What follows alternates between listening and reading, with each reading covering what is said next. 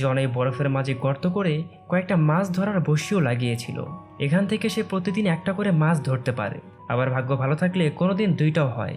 মাছগুলো ধরে সে তার একটি বাক্সের ভিতরে জমা করে, কারণ যে কোনো সময় বরফের কোনো তুফান এখানে আসতে পারে।